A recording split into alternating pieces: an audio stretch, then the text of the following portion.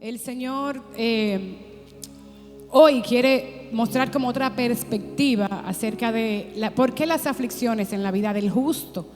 Fíjense bien que vamos a hablar de las aflicciones del justo, no del impío, no del que no conoce al Señor. Estamos hablando de aquel que practica justicia y de aquel que ha creído al llamado de nuestro Señor Jesucristo. Perdón, por favor, pueden sentarse ya. Disculpen que los dejé parados más tiempo.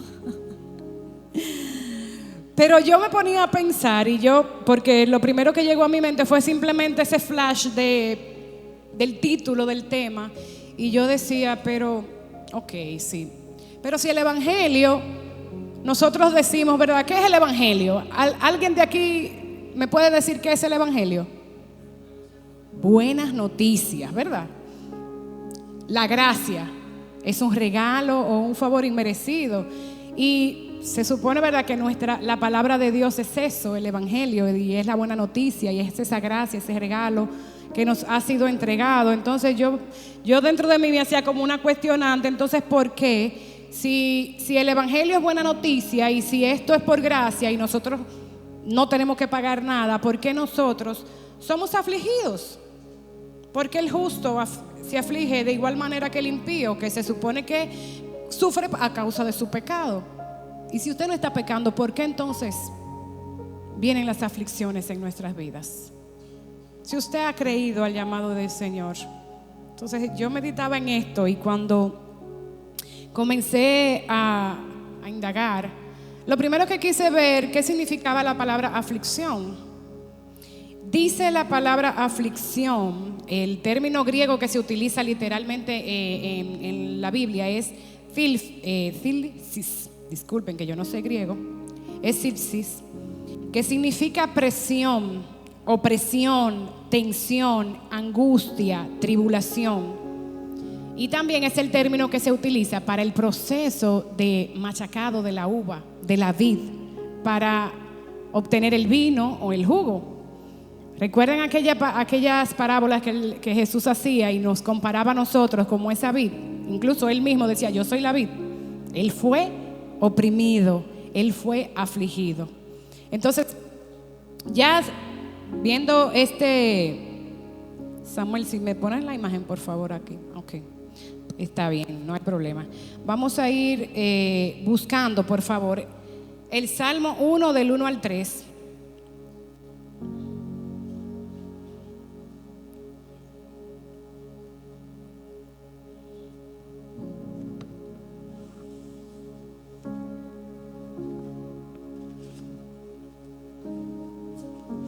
Amén, me hacen saber que lo tienen. Salmo 1 del 1 al 3. Lo tenemos. Miren lo que dice aquí. A veces se ve contradictorio, pero la palabra no se contradice, y eso lo vamos a ver ahora.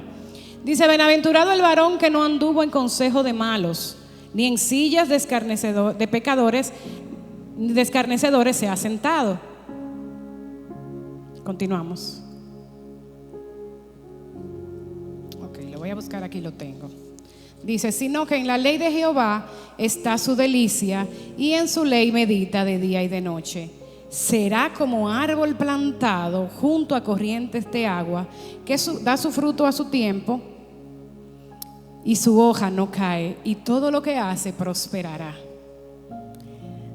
¿Dónde habla ahí de aflicción? Yo no lo encuentro. Pero en el Salmo 37, del 28 al 29 dice, porque Jehová ama la rectitud y no desampara a sus santos. Oye, estamos hablando de las aflicciones del justo, y dice que Él ama la rectitud y no desampara a sus santos. Para siempre serán guardados, mas la descendencia de los impíos será destruida. Los justos heredarán la tierra y vivirán para siempre sobre ella. Dile al que está a tu lado, tú eres heredero de la tierra, si perseveramos. Amén. Entonces yo de verdad que me cuestioné, y yo dije, Señor, pero entonces ¿por qué venimos si tú prometes todo esto, si tú hablas de que la Biblia es el Evangelio, las buenas noticias, que recibimos este regalo sin nosotros tener que hacer nada? ¿Por qué nosotros tenemos que pasar muchas veces por aflicciones dolorosas, por situaciones, por persecuciones, por tribulaciones, cosas que no nos gustan y no nos agradan? Y eso es lo que vamos a tratar en el día de hoy. Recuerden que les dije que la palabra griega thilsis se utilizaba para el mismo proceso de presionado de la uva, para dar el fruto, para dar el jugo del vino o el jugo que se haga de ella. Entonces el Señor me llevó a esta palabra que está en Juan 17. Primero vamos a ver, antes de entrar en tema, vamos a ver por qué dice la palabra que nosotros debemos pasar por estas pruebas y cómo afirma que debemos pasar por ellas. Así que levante la mano los que han creído aquí, los justos, los santos.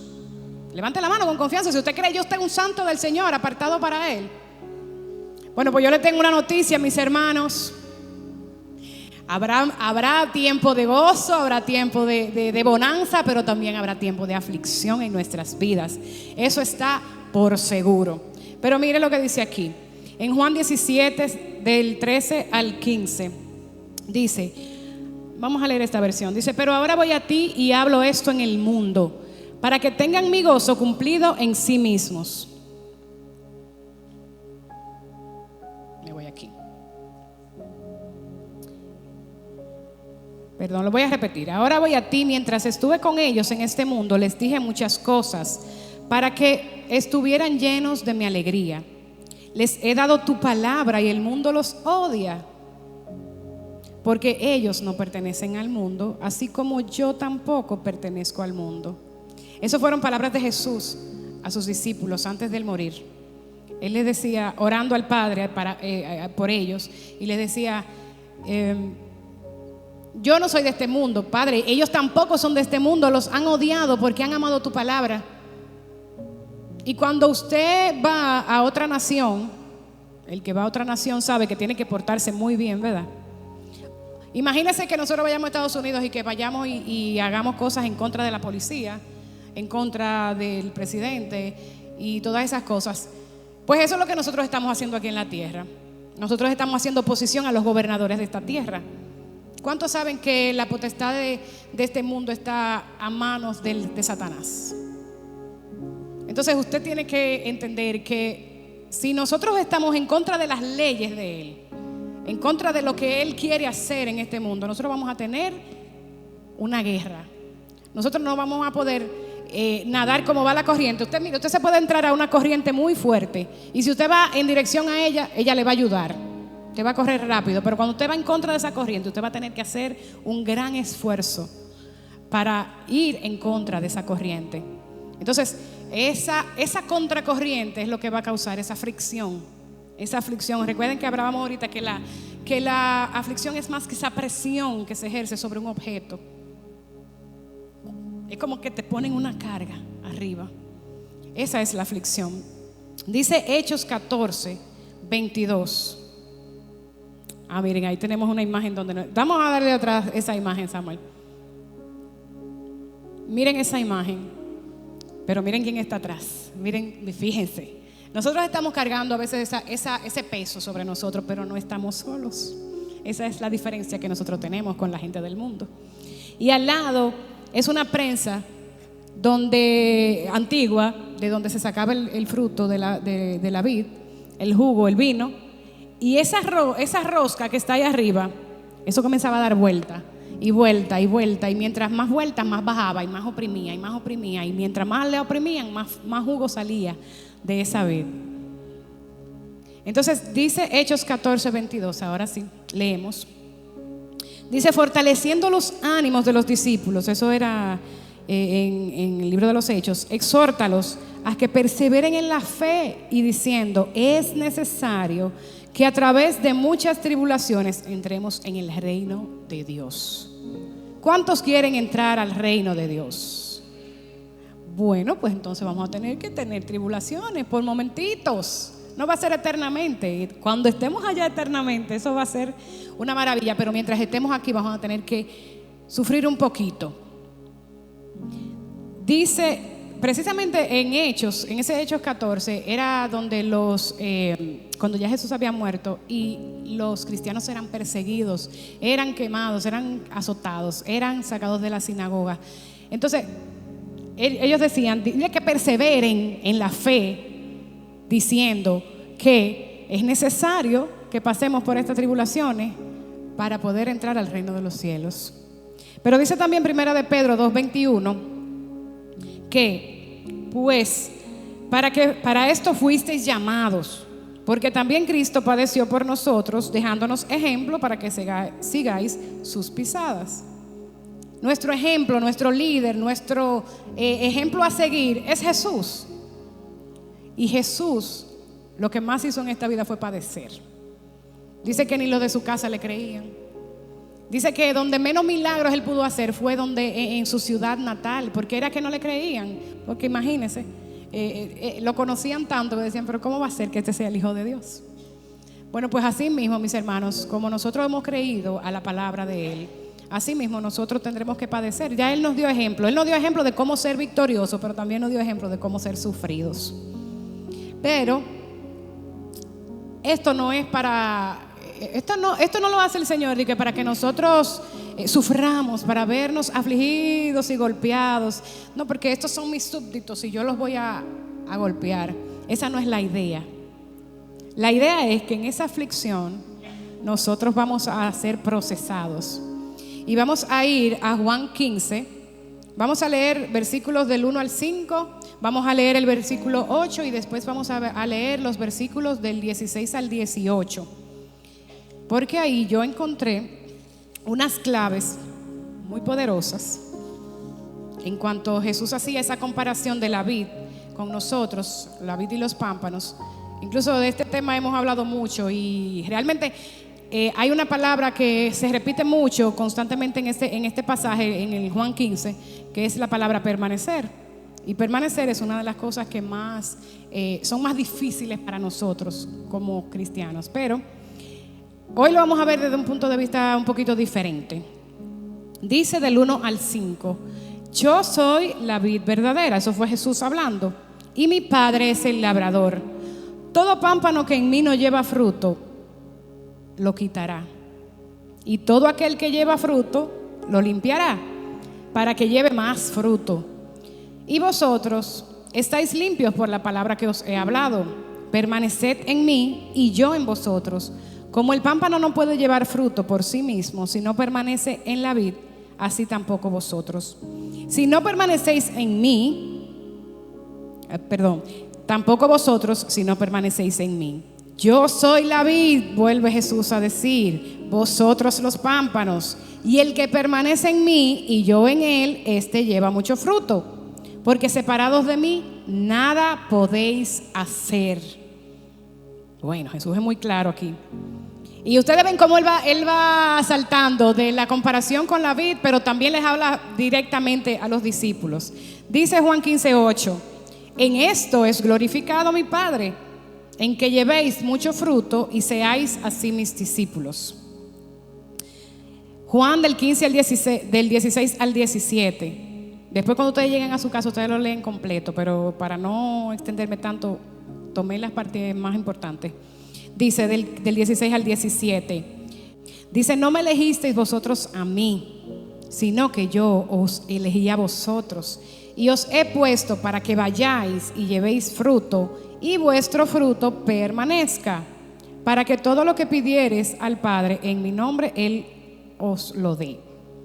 Esto os mando, que os améis unos a otros. Entonces aquí vamos a empezar. Primeramente vamos a sacar de este texto los personajes y las comparaciones. Dice que Jesús explica claramente que Él es la vid, pero es la vid verdadera. No es un billete falso. Hay que tener mucho cuidado porque hay cosas que parecen vides verdaderas, pero no lo son. Dice Él: yo soy la vid verdadera. Él se da ese nombre. Pero también dice que el Padre es el labrador. Los que saben de de cosecha, de agricultura, saben que el labrador es el que trabaja la tierra, es el que le quita la ramita, el que le tira el abono, el que le corta la ramita, el que poda, el que hace todo ese tipo de trabajo, ¿verdad? Dice entonces que el padre es el labrador y luego dice que nosotros somos los pámpanos. Pámpano es el brotecito fresco, el brotecito verde que es débil, que es sensible, que puede convertirse en 3 cosas. Bueno, en 4 vamos a decir. Puede convertirse en nada, si se pierde. Puede convertirse en rama. Y recuerden lo que hizo Jesús con la higuera, que solamente encontró ramas. ¿Qué fue lo que dijo? ¿Qué es lo que hizo? La maldijo y se secó. O sea que yo creo que Jesús no quiere que nosotros andemos en las ramitas. Luego hay otra cosa que puede producir el pámpano y es el zarcillo. El zarcillo, si ustedes ven esa, como la chinola, conocemos más la chinola que la vid. Ustedes ven esos ramitos que enganchan, que la van como haciendo trepar. Esos ramitos sostienen la mata, mantienen la vid y la van llevando en dirección al sol. Diríamos, puede ser un zarcillo, quizás no es lo que el Señor más espera de nosotros, pero puede ser útil para el Señor. Pero ¿qué ustedes creen, entre lo que yo he leído, qué es lo que el Señor más espera de nosotros? Fruto. ¿Cuántas veces dice la palabra fruto en esto que yo leí? Y les digo que yo resumí los versículos. Si usted lee el capítulo completo, todavía va a encontrar más la palabra fruto y la palabra permanecer. Entonces, si nosotros somos esos frutos que el Señor desea, o sea, que Él quiere ver en nosotros somos esos pampanitos. Cuando creemos, somos débiles, somos indefensos, pero lo bueno es que como vivimos en la imagen aquí, no vamos a estar solos en este caminar de aflicción. Y dice, la primera cosa que yo me encontré en estos versos fue que dice que todo pámpano que no lleve fruto, Él lo quitará. Él no se va a molestar con el que no lleva fruto. Eso va a ser quitado y se va a donde no vino. Pero el que lleva fruto dice que Él lo va a limpiar. ¿Para qué? Para que lleve más fruto. Porque el Señor no se conforma con que nosotros lleguemos a Él y ya hemos creído en Él. Él quiere que todos los días, así como Gabriel, ¿verdad? Que comenzó bebecito, chiquitico, fue creciendo, fue gateando, fue caminando, ya corre. Antes hablaba medio enredado, ahora va hablando claro. Y así mismo el Señor quiere que nosotros vayamos en ese crecimiento. Y ese crecimiento viene a través de la limpieza que Él dice aquí. Que dice que Él nos va a limpiar para que si damos fruto, demos más fruto. La limpieza comienza con caos. Lo que está limpio usted no lo limpia. O usted limpia su casa cuando está limpia, ¿verdad que no? Bueno, pues ya. Gloria a Dios. Gloria a Dios que no te toca a ti, Edwin. Pero está bien, en la mayoría de los casos, cuando la casa está limpia, usted no la limpia. Usted la limpia cuando está sucia. Ahorita hablaba con mi hermana Reina y ella me dijo, ayer tuve que fajarme porque por la tormenta no pude hacer tal cosa. Entonces ayer tuve que como que esforzarme más. ¿Por qué? Porque pasó unos días que no limpió y el sucio se acumuló. Entonces, esa limpieza, bueno, yo creo que yo soy una fiel testigo, porque me tildan de limpiadora, no sé, la gente que le gusta hablar. La gente habla. Pero como una experta en la materia, yo les puedo decir bueno, sin críticas, hermano, que esto es para aprendizaje, pero vamos a usar el testimonio, ¿verdad? Dicen las malas lenguas que a mí me gusta limpiar. Pero entonces, ¿qué pasa? Cuando yo limpio, uno comienza, mire cómo uno comienza. Díganme si miento. Uno comienza, barre, uno levanta las cosas, uno despolva, uno limpia una ventana, uno coge un suave, lo que limpia mucho cogen 2 cubos de agua, uno con jabón, uno con mitolín. Bueno, lo cierto es que en cada vez que usted va haciendo un esfuerzo, usted suda, usted se cansa, usted a veces se frustra porque usted dice, pero ¿y cuándo que yo voy a acabar? Mire, esta semana nosotros estábamos haciendo una limpieza profunda en casa de mami. Mire, todavía tengo hasta cortadas. Porque involuntariamente uno, al hacer un esfuerzo, uno se agota, se maltrata. Yo tengo unos cuantos moraditos aquí porque a mí me gusta empujar las cosas con las rodillas, entonces vivo con las rodillas llenas de morado. Entonces eso pasa con nosotros. En esa limpieza que el Señor hace en nuestra vida, ese malestar, eso es lo que llamamos aflicción. Pero ¿qué pasa? Cuando usted termina de limpiar, ¿cómo usted se siente en su casa? ¿Verdad que sí? Usted se sienta a disfrutar del fruto de su trabajo. Wow, eso es bueno, acostarse en unas sabanitas limpias y ya tú bañadito y tú te lavas la cabeza ese día porque tú dices, ya afané mucho y estoy limpia igual que la casa. Yo no sé ustedes, pero yo desde que limpio me lavo la cabeza como para sentir que todo quedó impecable. Bueno, pues así mismo. Pero ¿qué sucede con eso? Usted limpió un día y se quedó así. La casa se queda limpia. Ayer hicimos una reunión y ¿qué tuvimos que hacer al finalizar? Ordenar todo de nuevo, ¿verdad? Entonces mire qué sucede. Dice que para dar más fruto, si usted está dando fruto, para dar más fruto Él no va a limpiar. Entonces si ya usted produjo un fruto hoy, mañana Él va a tomar de nuevo y te va a limpiar en otra área de tu vida. Porque lamentablemente nosotros venimos con una condición. Ya es verdad que creímos y somos justos y estamos practicando la justicia de Dios. Pero en nuestro pasado y lo que hay detrás de nosotros, todo lo que nosotros traemos, todas las mañitas, vamos a decir así, todas las costumbres que nosotros hemos aprendido que a Dios no le agradan, Él tiene que quitarlas, Él tiene que limpiarlas. Y en ese proceso de limpieza es donde viene la aflicción para nuestras vidas, que no es para muerte, sino para limpiarnos. Pero hay otra cosa que se causa a través de la aflicción y es la permanencia en Jesús. ¿Por qué? Porque usted puede en un trabajo permanecer. Para usted, por ejemplo, con sus fuerzas usted puede permanecer. Pero en este camino, de la única manera donde nosotros podemos mantenernos firmes, perseverantes, como dice esta palabra, muchas veces dice la palabra permanecer. Para nosotros permanecer es agarrados de esa vid. Dice aquí, permaneced en mí y yo en vosotros.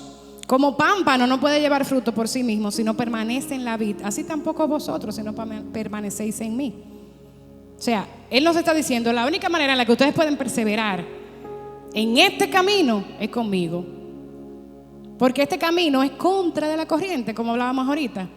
Este camino, si nosotros estuviéramos en el mundo, fuera fácil irnos por nuestros propios deseos, porque la carne se inclina al pecado, la carne le gusta descansar, la carne le gusta su bebida, la carne le gusta su baile, la carne le gusta estar de fiesta en fiesta. Pero a la carne no le gusta levantarse a las 3 de la mañana a orar, a la carne no le gusta ayunar, a la carne no le gusta sacar el tiempo que tú puedes usar para descansar, para ir a visitar a un hermano que necesita de una palabra tuya. ¿Verdad que no? Entonces esos momentos solamente nosotros lo vamos a poder soportar de la mano del Señor, gozosamente, como la imagen de aquí. No la estamos cargando solo. Ustedes a veces creemos que estamos solos cargándola, pero les aseguro que no, que si la estuviéramos cargando solo fuera mucho más pesada. Pero hay otra cosa que sucede, que cuando nosotros somos afligidos, y es que damos fruto. Damos fruto. Como la vid, miren allá la prensa que les decía ahorita, esa prensa le daban vueltas y vueltas. Esa tabla que tiene ahí es para dar vueltas, para que cada vez que baje esa uva sea apretadita y apretadita, y cada vez es como las naranjas que usted le exprime y bota el juguito. Así es que nosotros damos fruto. Dígamelo de ustedes que cuando está acostado en su casa viendo serie o descansando ha tenido una revelación divina. ¿Cuántos de ustedes en una fiesta comiendo viene el Espíritu Santo y se les revela? A mí no. A mí se me revela cuando yo lo busco. Y muchas veces cuando le buscamos, cuando tenemos esa aflicción en nuestra vida, en nuestro corazón. Yo recuerdo que cuando Sara se iba a vivir para Estados Unidos, yo le decía, Señor, mira, yo te la voy a entregar porque tú eres el que me la has pedido. Está bien, yo te la voy a entregar, pero tú me vas a ayudar. Yo le decía así al Señor, porque para mí era algo demasiado fuerte. Y yo te aseguro a ti que en ese momento, o sea, yo puedo testificar, no que le puedo asegurar, sino que yo le puedo testificar que en ese momento, aunque fue duro en mi vida, Dios era tan real como si estuviera al lado mío. Quizá ahora yo no lo siento tan fuerte como lo sentí en ese momento donde yo estaba siendo presionada, afligida, probada. Porque yo, desde que uno sale embarazada, dice, Señor, estos hijos son tuyos, Padre. Pero el Señor me dice, ve, pues mándala para Estados Unidos a estudiar. Ajá. Y entonces tú le dijiste que era de él, ella. Y tuve que entregarla con dolor, pero entiendo que está cumpliendo la asignación que Dios tenía para ella. Fructificamos cuando en el tiempo de aflicción. Recuerdo que toda mi familia, todos los de mi familia que estamos aquí reunidos, llegamos en el tiempo cuando papi padecía de cáncer. Porque es que nuestra necesidad nos empuja a buscarlo. Y empezamos entonces, esa palabra comienza a cobrar vida en nosotros. Pero otra cosa que causa en nosotros es que el Padre es glorificado. Dice el versículo 8 que leímos de Juan 15. Dice, en esto es glorificado mi Padre, en que llevéis mucho fruto y seáis así mis discípulos. Cuando damos fruto, nosotros glorificamos al Padre. ¿Por qué? Porque los frutos que producimos no vienen de nuestra naturaleza humana, vienen del Espíritu. Y vamos a leer en Gálatas, Samuel, por favor. Vamos a buscar en los versículos que están en Gálatas. Disculpen que yo traigo mucho papel.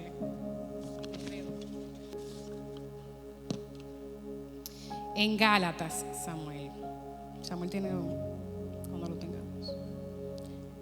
Los frutos que el Señor espera que nosotros produzcamos son estos, miren. Mas el fruto del Espíritu es amor, gozo, paz, paciencia, benignidad, bondad, fe, mansedumbre, templanza. Dice que contra tales cosas no hay ley. Si usted practica eso, mire, ya usted no tiene que cumplir más nada. Ya usted la cumplió toda la ley. No hay ley en contra de eso. Porque si usted logra obtener esos frutos que no provienen ni de ti ni de mí, el amor es Dios. La paciencia la produce el Señor a través de la prueba. La templanza es esa resistencia que nosotros obtenemos. O sea que el gozo que el Señor nos da en medio del proceso, por eso que a veces nos llaman locos. Porque en el medio de las situaciones nosotros entonces, en vez de estar cabizbajos y tristes, nosotros nos estamos gozando. Dice Santiago 1, verso 2, tened por sumo gozo cuando te halléis en diversas pruebas. Dime, tú le dices eso a una gente y eso es una locura. Ten por sumo gozo cuando tú tengas una prueba. Sí, podemos tenerla, nosotros podemos tenerla. Porque no estamos solos, porque Jesús es el que está con nosotros, como decía la pastora. Él está en la barca, Él está dormido y la tormenta, mire, están moviendo esa barca de aquí para allá y de allá para acá. Y usted cree que se va a ahogar. Pero acuérdense que el que tiene potestad de mandar a callar esos vientos está en esa barca. Y que Él no le va a dar a usted una prueba que usted no pueda resistir. Y no le va a poner un tiempo mayor del que usted pueda soportar. Hasta que dé fruto. Lo siguiente que produce en nosotros es un fruto, dice que es un fruto permanente. Dice que llevéis mucho fruto y vuestro fruto permanezca. Usted una mata de plátano, usted la pone para que dé fruto, dura un año más o menos.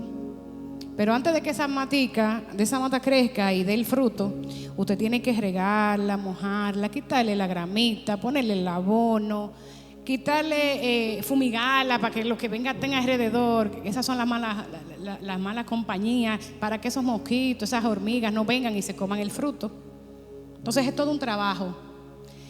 Pero para que esa planta, el plátano no es por ejemplo, un árbol de larga duración, pero para que dé fruto hay que seguir haciendo el trabajo cada día. Hay que seguir echándole la agüita, hay que seguir quitándole la gramita, hay que seguir echándole el abono, porque un racimo de plátano, ¿para qué? Para una gente que va a vender plátano, un racimo de plátano no es suficiente. Así mismo para el Señor. Él quiere fruto abundante, pero fruto permanente. No es que yo ya doy fruto del amor y ya yo me voy a conformar con eso. Yo tengo que dar el fruto del gozo. Si yo no tengo mucho gozo en mi corazón, entonces el Señor va a buscar la manera de producir el gozo en mi corazón. Y ya los finales, si ustedes se ponen a ver, los primeros son, Dios los provee para nosotros, pero los últimos son nuestro carácter siendo formado. Nuestro carácter siendo formado, ¿cuánto sabe que es difícil? Porque uno dice, ay, es que yo soy así, yo soy igualita a mi papá. Yo salí a mi papá y miren, yo que tengo un papá que es medio rabioso. Pues mire, yo tuve que aprender que yo no, aunque yo tengo ciertas características que me identifican con mi papá o con mi mamá, eso no es lo que me define a mí en el camino de Cristo. Y mi carácter tiene que ser moldeado al de Cristo. Porque ya mi papá no es Ramón Peralta, mi papá es Cristo. Entonces ahora yo me tengo que parecer a él. Así como yo me parezco, tengo la carita así redondita como mi papá, blanquita como mi papá. Ahora yo tengo que parecerme a mi Padre que está en los cielos. Y eso va a traer en nosotros contradicción, porque ya no vamos a poder hacer lo que queremos hacer, sino lo que Él quiere que nosotros hagamos.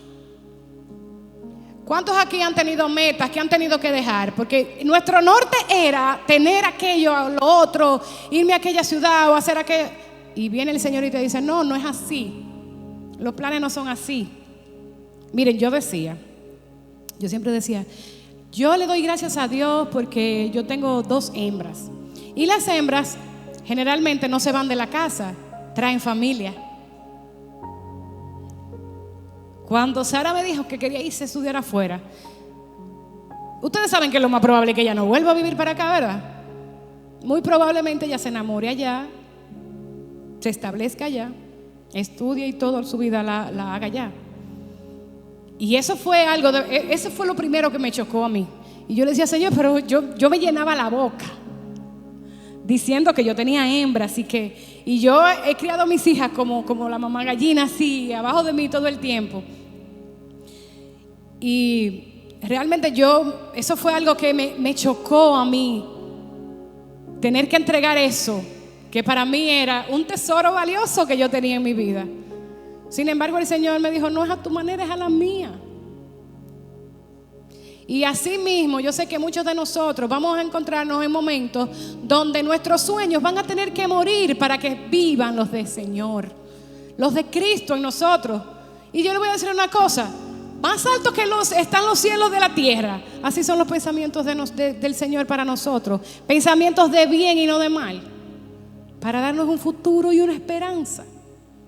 Entonces vamos a dejar de ser cabezones y vamos a dejar de pelear y vamos a tener menos aflicciones. Mientras menos peleamos con el Señor, con aquellas cosas que deseamos en nuestro corazón, pero que son vanos, porque decía Pablo, esta leve tribulación momentánea causa en mí un más excelente y eterno peso de gloria. Dice, porque no estoy poniendo las cosas, los ojos en lo de este mundo, en lo que se ve. Porque lo que se ve perece, es temporal, pero lo que no se ve es eterno. ¿Quién ha visto a Dios? Dios es eterno. Usted lo puede sentir, pero usted no lo ha visto. Entonces las cosas que el Señor ha preparado para nosotras son eternas. El promedio de vida de un ser humano de esta generación es de 75 a 80 años, hermano. Ya muy probablemente usted no dure 100 años como duraban los abuelos de nosotros, o 90 y pico. Más o menos el promedio de vida de esta generación es 75, 80 años. Compárelo con la eternidad, a ver si no es un momentico, como decía Pablo. Entonces, si de ese momentico, de esos 85, 70 años, nosotros pasamos, vamos a suponer, 10 años en aflicción, es una leve porción. Realmente, si lo vemos así, lo comparamos con eso, realmente es una leve tribulación momentánea que causa en nosotros un más excelente y eterno peso de gloria. ¿Quién quiere cambiar ese peso que estaba moviendo ahí de la piedra por un peso de gloria? ¿Cuántos lo quieren cambiar? Es ese peso el que vamos a cargar ahora, no es esa piedra que está sobre nosotros, porque el enemigo ya no va a tener ese poder sobre nosotros. Después que seamos procesados, afligidos, el peso que va a estar sobre nosotros es el peso de gloria del Señor. Porque ya no vamos a tener la vista en este templo, como decía la pastora. Mire qué hermoso el templo. Pero si no cabe la gente, lo vamos a romper. Porque por bello que sea, lo importante es que crezcamos en el Señor. Y así como esas ventanas están poniendo para embellecerlas, si hay que quitarlas y extendernos hacia allá y extendernos hacia la derecha, que lo vamos a hacer en el nombre de Jesús. Lo vamos a hacer. Así que si el Señor le dice a usted, deja eso que no te conviene, déjelo, porque yo te aseguro que te conviene. Porque sus planes son de bien y no de mal. Son buenos, son agradables y son perfectos. Nuestra mente, miren hermano, nuestra mente es así. Es más, yo no sé ni cómo se ve el Señor nuestra mente. Porque la mente del Señor es ilimitada, la de nosotros es tan limitada que nosotros nada más vemos tiempo y espacio. Y el Señor ve pasado, presente, futuro, eternamente. Entonces Él sabe qué es lo que nos conviene. Si Él no quita ese trabajo es porque nos conviene. Si Él no quita esa persona que amamos de nuestra vida es porque nos conviene. Si Él se lleva a nuestros hijos a otro lado es porque a nosotros nos conviene. Si Él nos hace pasar por una prueba económica es porque nos conviene para ser buenos administradores. No es para que pasemos penuria, es para que sepamos administrarnos en lo poco y en lo mucho.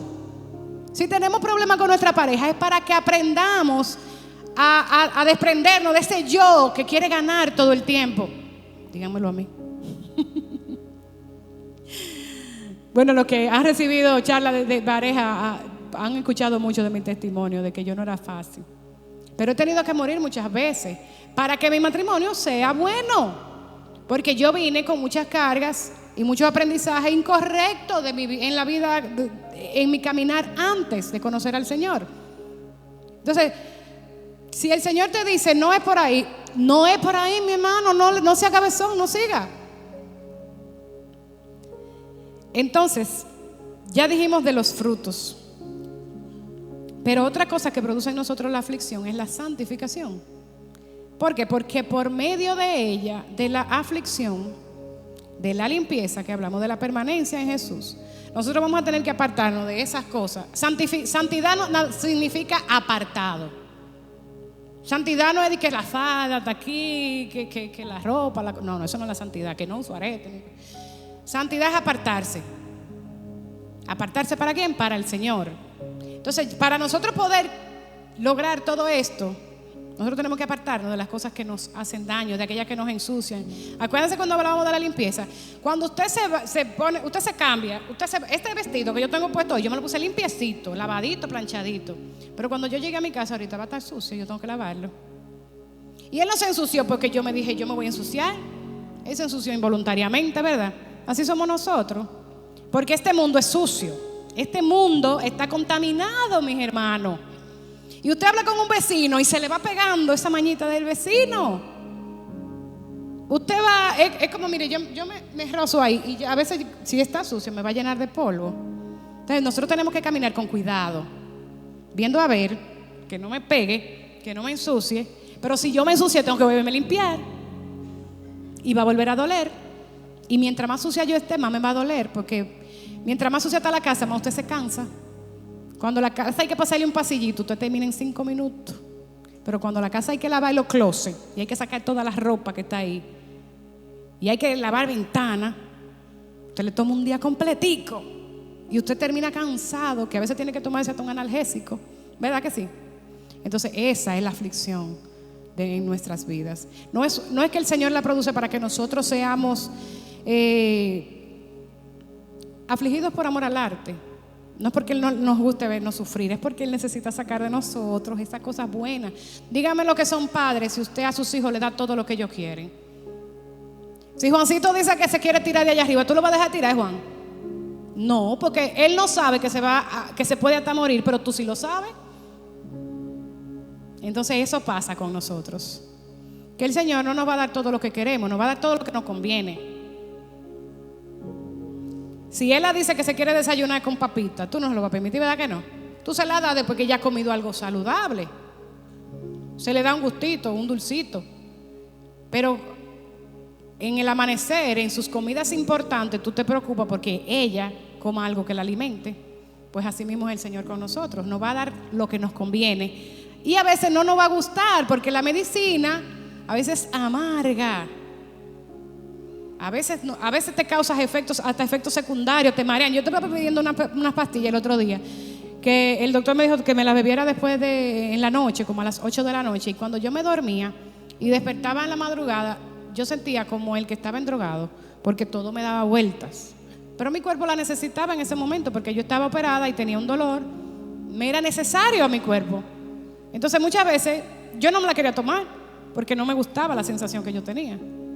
Pero era necesaria para yo sanarme. Después que yo me la terminé de beber, me sané. Entonces, por eso la aflicción es necesaria. No para castigarnos. A veces sí, es verdad, nosotros recibimos castigo por nuestro propio pecado y nuestra propia desobediencia. Pero hoy estamos hablando de las aflicciones del justo, de aquel que practica justicia, de aquel que ha dicho: sí, Señor, yo te voy a servir. Y como quiera, la barca sigue tambaleando.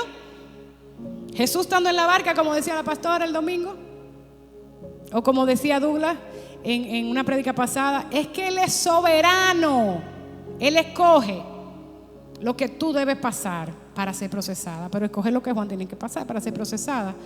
La hermana Reina es otro proceso, porque el problema que Juan tiene no es el problema que trae la hermana Reina o el que trae Araceli.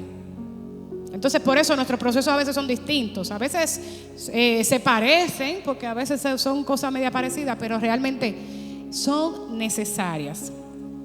Y ya para concluir, vamos a leer unos versos.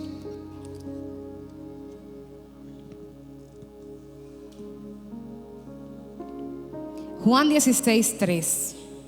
Y yo les voy a exhortar que lean Juan 15, 16 y 17. Yo de verdad quedé impresionada. Yo quería poner todos los versículos en la prédica, porque yo decía, esos son los capítulos de Jesús hablando a sus discípulos antes de morir. ¿Cuántos saben que cuando uno sabe que se va a morir, uno quiere arreglar todas las cosas, dejar todo claro, dar todos los consejos posibles? Pues Jesús estaba haciendo eso con sus discípulos. Estaba orando incluso por ellos, pero también hasta por nosotros estaba Jesús orando antes de ser entregado, porque ya Él sabía que estaba pronto a morir. Y si usted, ahí hay demasiado contenido importante para nosotros. Pero tuve que resumirlo porque no podía traerlo todo. Pero sí le exhorto que cuando llegue a su casa lo lea. Pero dice Juan 16:33: estas cosas os he hablado para que en mí tengáis paz. En el mundo tendréis aflicciones, pero confiad, yo he vencido al mundo.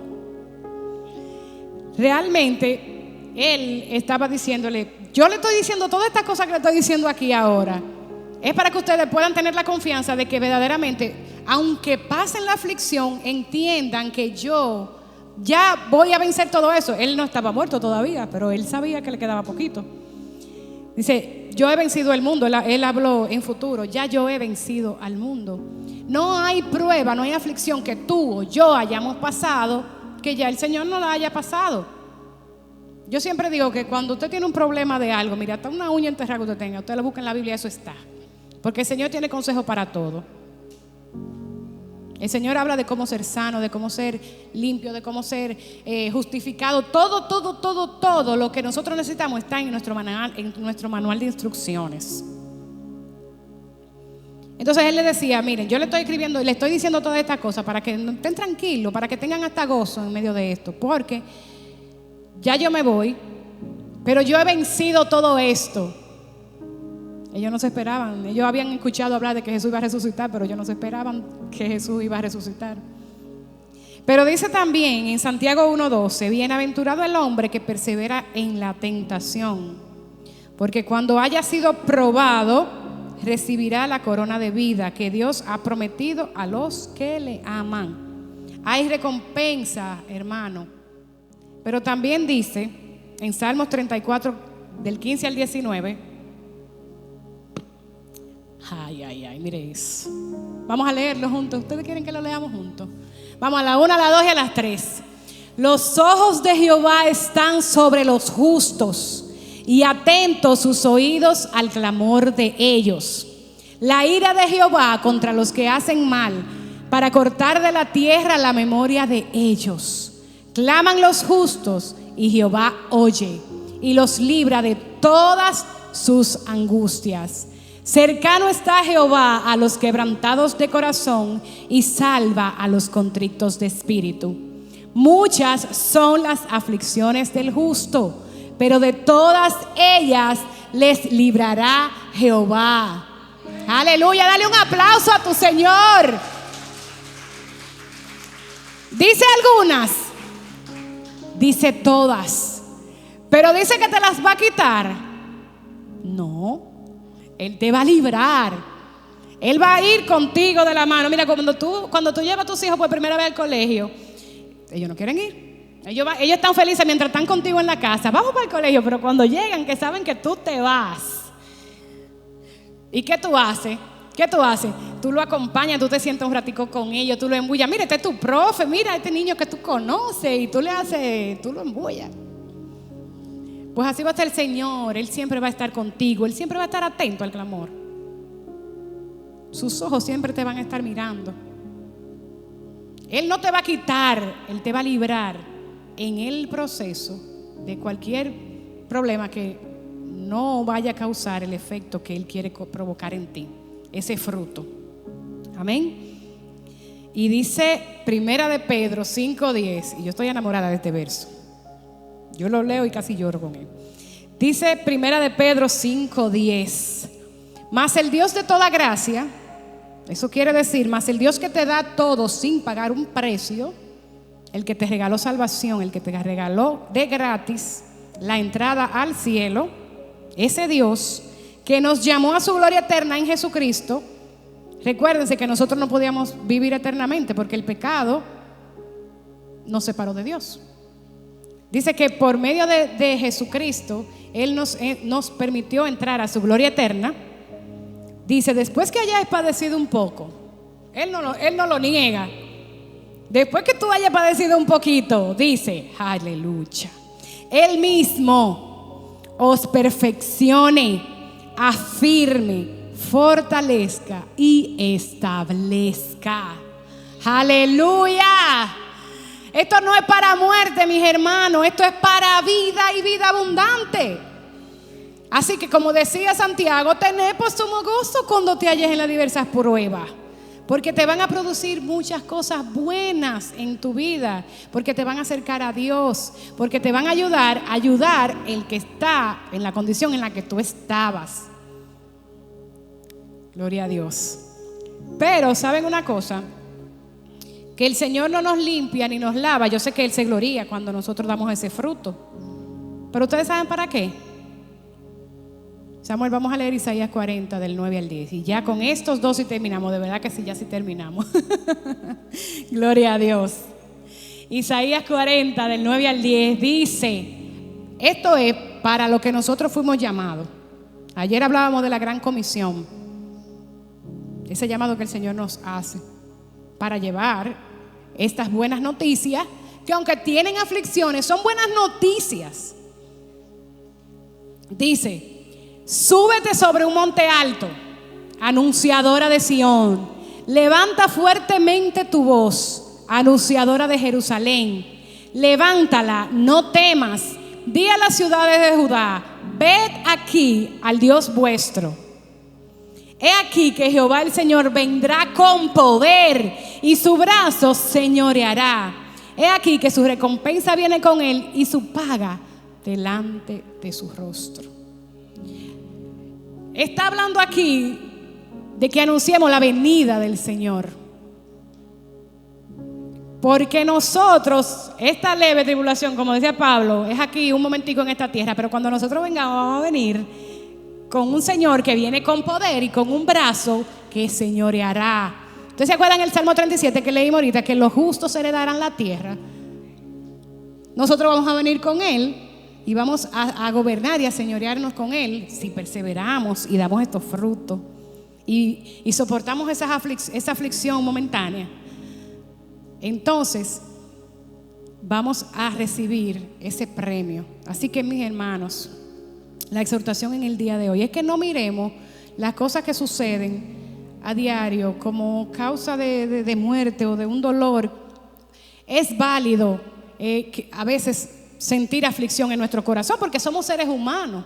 Hasta cuando tú te das un golpe te duele, más cuando son cosas que afectan nuestro corazón.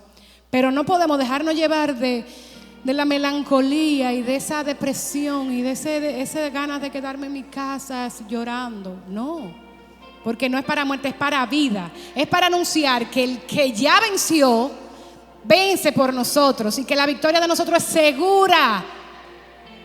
Ya nosotros no tenemos que decirle, Señor, yo voy a ganar, como decía David. Señor, voy a la guerra, no voy porque gano o no gano. No, ya usted es un vencedor. Ya usted tiene la victoria en sus manos porque ya Cristo venció en la cruz.